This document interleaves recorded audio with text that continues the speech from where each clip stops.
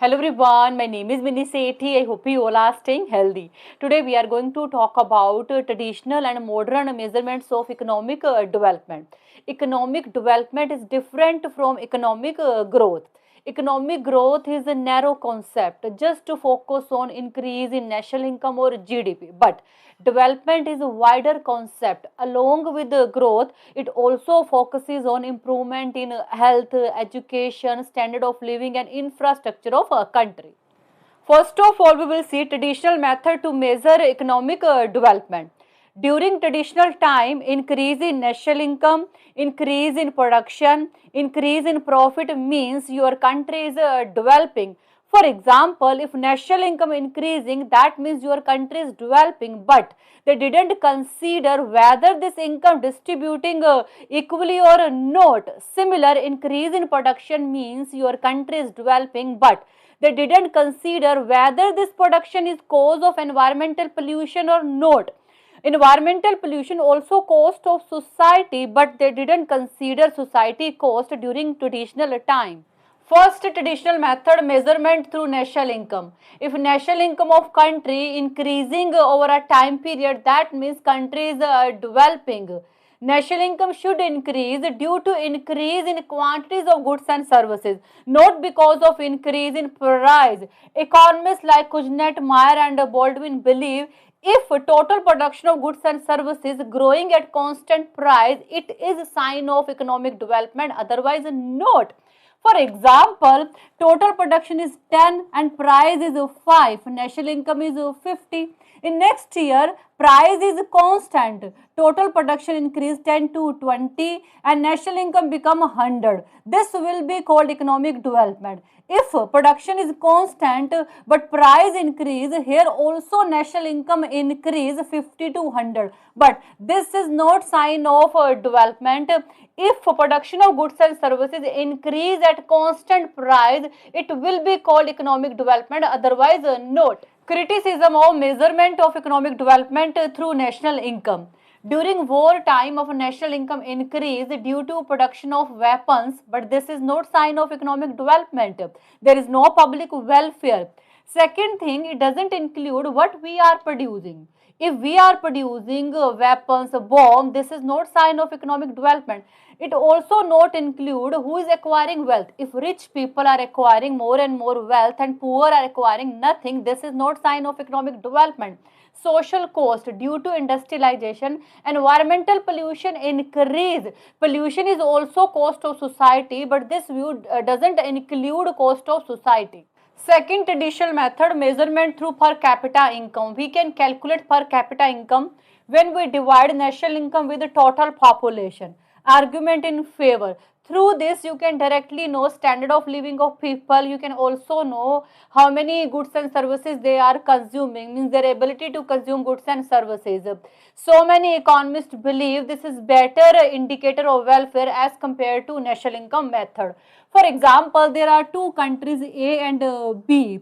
Population of A country is 10, but population of B is 100. Both have same national income.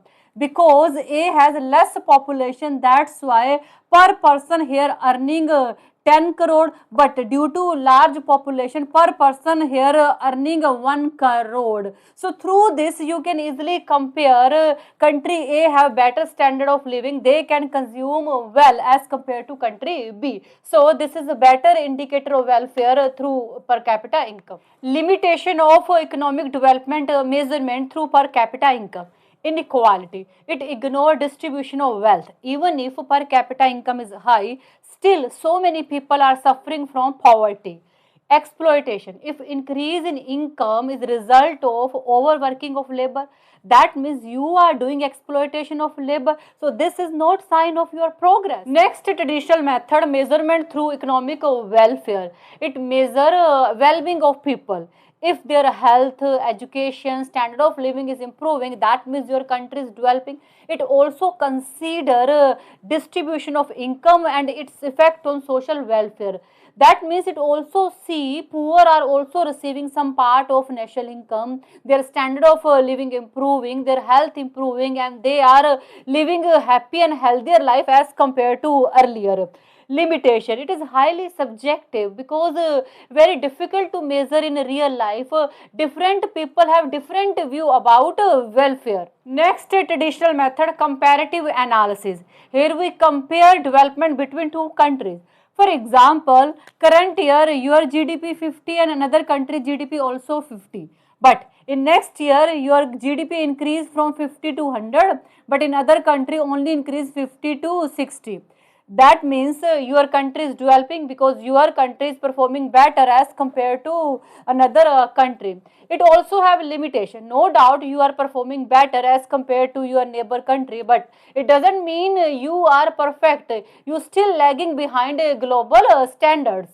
Next, traditional method, measurement through occupational patterns.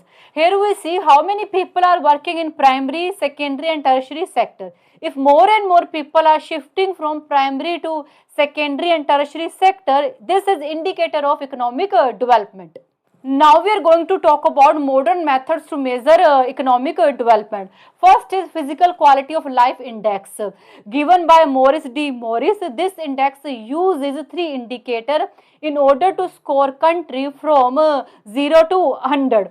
First is life expectancy. If in your country people are very healthy, they can live a long life. This is indicator of economic development. Infant mortality rate. Lower infant mortality rate is clear indicator of improved economic development and social well-being. Next indicator of PQLI, basic literacy rate.